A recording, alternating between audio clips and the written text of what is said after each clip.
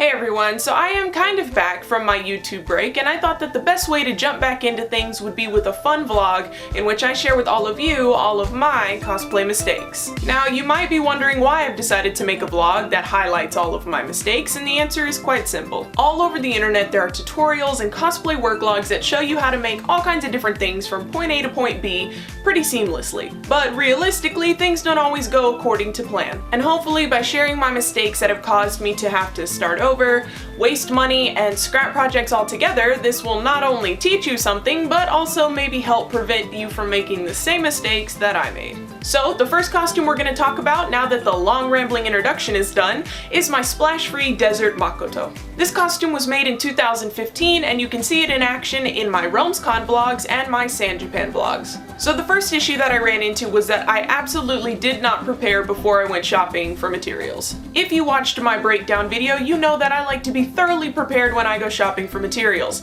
Unfortunately, I did not develop this method until after I made this costume. As a bad start, I spent over 3 hours in my local Joann's shopping for materials for this cosplay. But I also used 12 different fabrics and trims to complete this outfit, so that probably had something to do with it. Once I got started working on the cosplay, everything went pretty smoothly. I should have known, that should have been my foresight, that the later half of working on this project was going to be an absolute nightmare.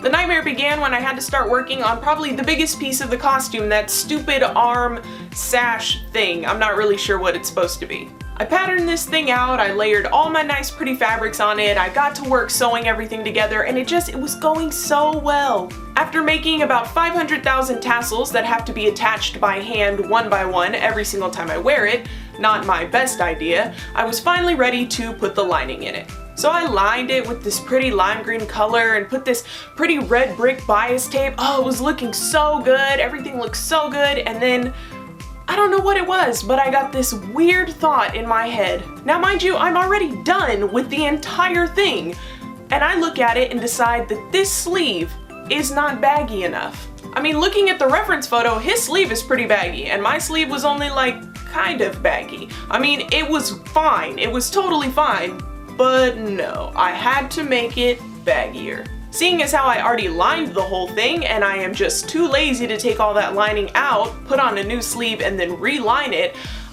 brace yourself, just cut the whole sleeve off. My thought was, if I cut it off at the shoulder and then attach a new sleeve, I'll be able to really easily just feed it through my machine or my serger and it'll reattach. It'll be super easy. But believe it or not, attaching the new sleeve was an absolute nightmare. So it struggled to fit through the machine, I know, what a shocker, but I actually somehow made that work. The only downside was now there was a super ugly seam right here where there hadn't been before.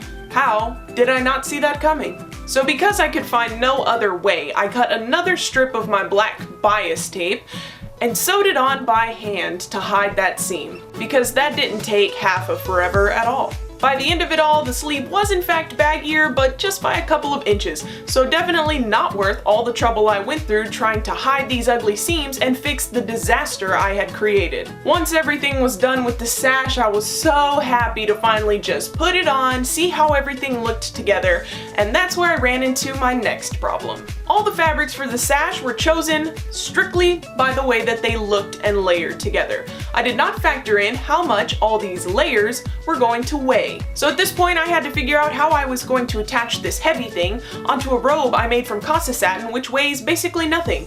So there are a series of snaps I had to install by hand to kind of keep this thing into place. Luckily though, that was my biggest issue, my biggest series of mistakes. After that, it was just kind of poor planning mistakes on my part. The first one being, he has this blue undershirt, ruffled, kind of layered looking thing that goes under the robe, and I found the perfect material in the red dot clearance section, but like an idiot, I did not buy nearly enough. So here's the thing that I made.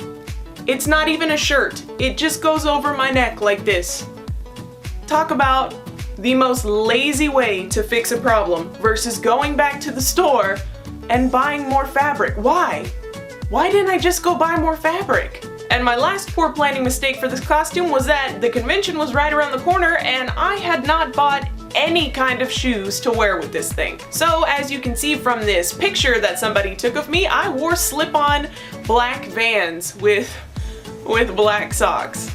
Overall though, despite my grievances, I really love the costume. I think everything turned out nice, it looks good, nobody can tell except now you all know just the trouble that it put me through, so share in my pain with me, okay? If you guys have made any mistakes, stressed yourself out, or given yourself a nervous breakdown over something that just wasn't really necessary, feel free to share it down in the comments because who doesn't love to share pain? Thank you guys so much for watching this video. I will be making others for my other cosplays because let's face it, this nightmare just never ends. So I hope you enjoyed it and I will see you in the next one.